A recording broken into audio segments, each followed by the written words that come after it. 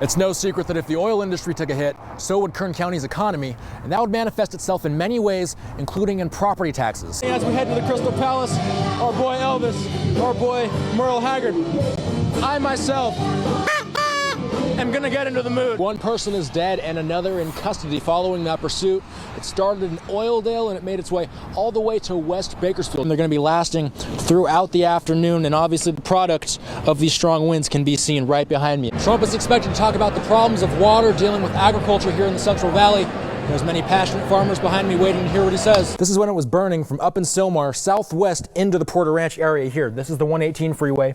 This is Interstate 5. 9-year-old Anastasia Purcell loves to run, but faces a challenge when it comes to making her dream come true of finishing a marathon.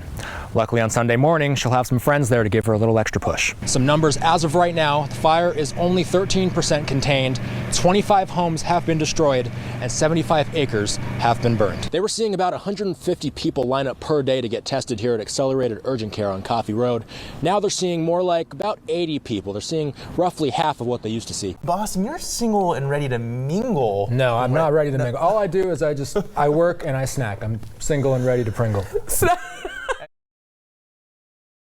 Tim, tonight was the first Kern County Fair Board of Directors meeting since allegations that the fair misused state funds and violated multiple laws. The fair is yet to comment directly about whether these allegations are true. I asked the fair's CEO that exact question. Here's what happened. Mike, have you heard from the state about the investigation? Some of the rollers. Yeah, Christine? Oh, yeah. Mike, can I talk to you about the audit? Mike Olcott, CEO and general manager of the Kern County Fair, ducking 23 ABC's questions about alleged misuse of funds by his fair. I know you're adjourned. It wouldn't have mattered anyway, Blodgey. And the chairman of the fair's board getting heated. Now that we know each other's first names, and you know I've known you for a long time, are you happy? No, Okay. I'm not happy. Well, that's too bad. And I'm going to make a big issue out of it, too. Good girl. Yeah, go. The dramatic moments coming as the Kern County Fair Board of Directors held its first meeting Monday after a California Department of Food and Agriculture audit detailed that a California County Fair misused state resources and violated multiple state laws. The Kern County Fair is not mentioned by name, but the Kern County District Attorney's Office saying Fair Board members confirmed to them that the audit was likely about the Kern County Fair. As Fair officials left the building, many members of the public who showed up and wanted answers leaving unsatisfied because the board members refused to answer questions about the alleged misused funds. I don't think they wanted to hear from us, and I think they were defensive, and it's regrettable. The entire conduct of this meeting leaves a very bad taste in one's mouth in terms of how they are actually addressing the problems. The problems, according to the audit, include over $300,000 in misused funds, including $132,000 in credit card purchases with no receipts and $30,000 in excessive and illegal travel expenses. The report also saying several employees spent most of their work hours doing side jobs. My specific boss pressured everybody in the maintenance department. Chris Medellin was in the audience at the meeting. He says he's a former employee of the fair and calls himself one of the whistleblowers who triggered the investigation. He explains one example where he was asked to fix a truck that belonged to his boss's friend. So I got a box of parts saying, hey, can you do this? Well, it wasn't a fair thing, but I did it on fair's time, and the guy gave me a check later on. Medellin, like many others, felt that the board should be more transparent about how taxpayer money was spent. Board member Lucas Espericueta is saying that's not an issue. We're operated like a business. Our revenue, the tickets from sales, the tickets from parking, our take from concessions, all that is part of our revenue, and paying all of our employees is part of our expenses. We don't receive or abuse any taxpayer money, and because it's the money that we generate here at the fair. Now, we asked other board members for comment. All of them turned us down. The Kern County District Attorney's Office is investigating the fair following the audit. The DA says there may be possible civil and/or criminal charges filed. In the Live Center, Austin Westfall, 23 ABC, connecting you. It's known as the center of the aerospace testing universe, and it's located right here in southeast Kern County.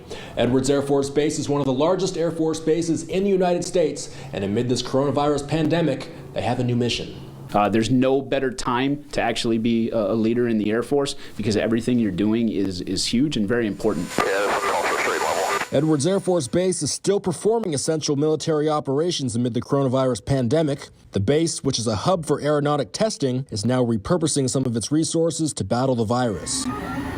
Enter the base's makerspace workshop. where we find Master Sergeant Jason Greenwell. He's normally the base's career assistance director, but he also has an emphasis in electronic warfare. What we found is that UVC can help to combat the virus and many other viruses as well. Greenwell is building a robot that will be able to kill traces of the virus by exposing it to 15 seconds of UVC light. If you want to, there'll be a camera on it. According to the Columbia University Center for Radiological Research, UVC light is potentially lethal for viruses in the air. It will map out the building.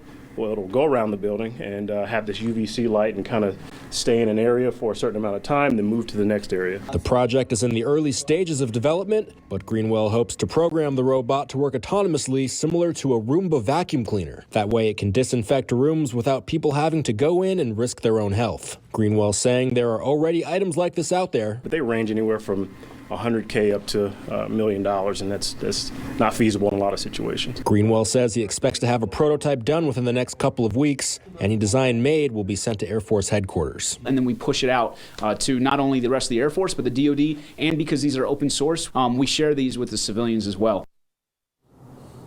We have much more to show from our visit to Edwards Air Force Base. Tomorrow morning on 23 ABC News, we'll take a look at Makerspace's efforts to create 3D printed face masks. But for now in Bakersfield, Austin Westfall, 23 ABC, connecting you.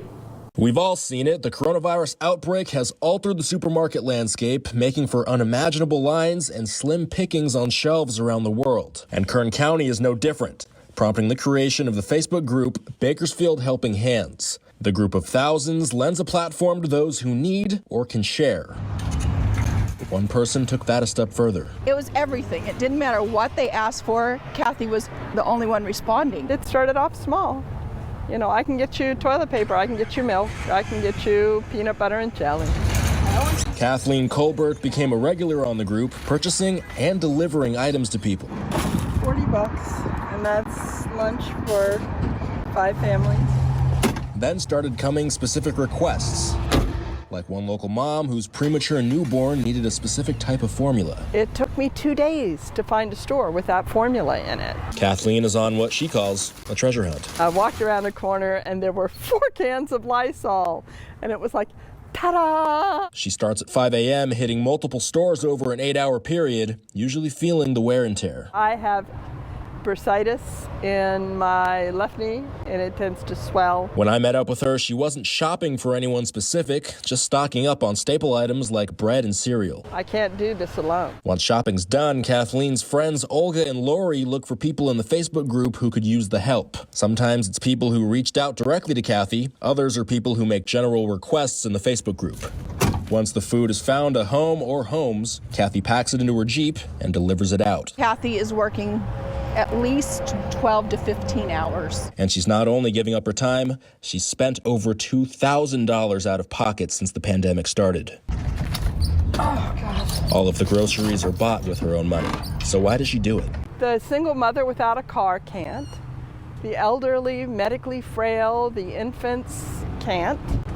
I can. So I'm going to.